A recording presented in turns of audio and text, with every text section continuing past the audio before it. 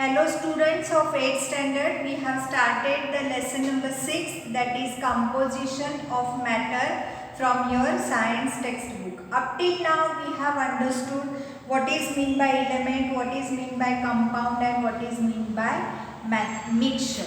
Now see here the further point that we are going to study, that is nothing but water. So what is water? What does water contains? We know the formula of water is H2O. That means it consists of hydrogen and oxygen. So what is water? Water is nothing but a compound. So what is water?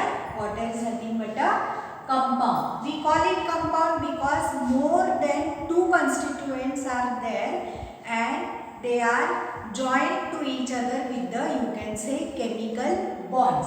So therefore we call them as a compound. This we have studied in the previous lectures.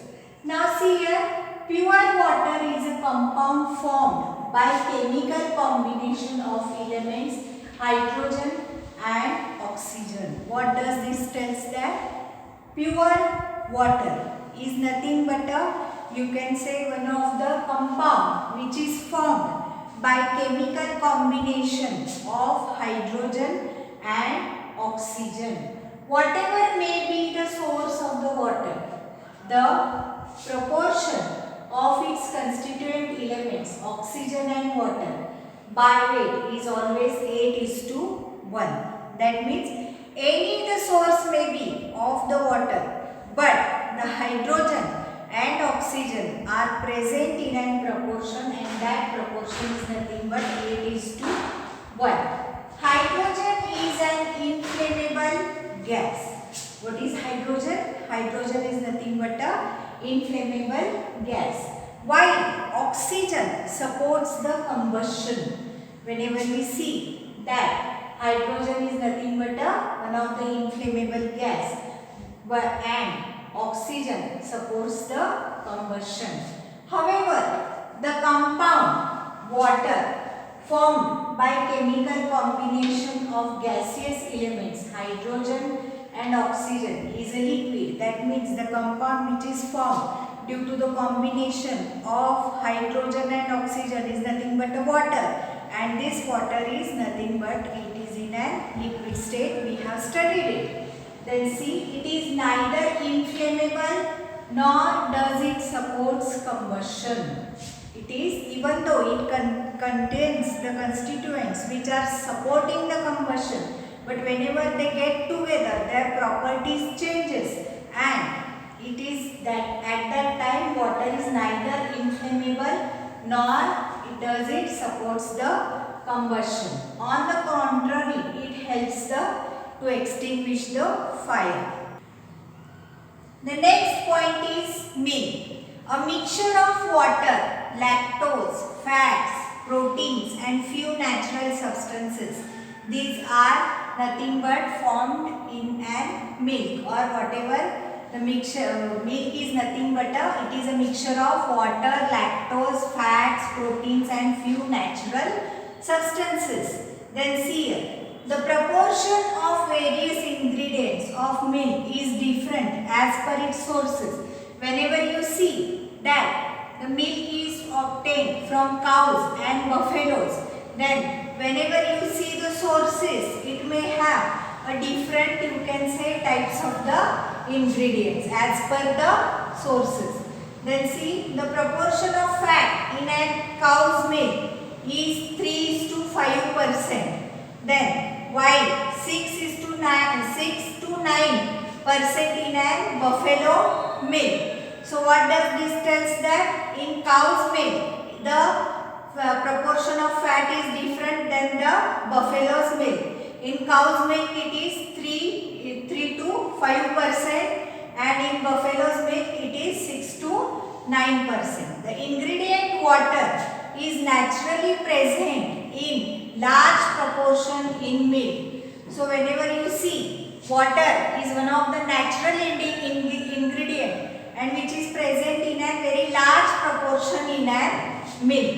Therefore, milk exists in a liquid state. Therefore, as a water is present, it exists in a liquid state. The sweetness of milk is due to the ingredient called as a lactose. You know that milk is nothing but it is sweet in taste because there is a ingredient present which is called as a lactose. In other words, the properties of the constituent substance are retained in an milk. The next point, see in your textbook, page number 41. Types of elements. See here, for that you have to do an activity. Take the following objects. You have to take the following objects. See which are they. Iron nail or sheet, copper wire, aluminium wire, a piece of a coal. Rub each object on a fresh surface of a sandpaper. You want to rub these objects on a sandpaper and you want to observe. Hammer each object with the force. You have to hammer this with a force and record your observation in the following table. So what did you see there? See, iron nail. It shows the shining surface. Does the shape flatten, break into small pieces, hammering? No.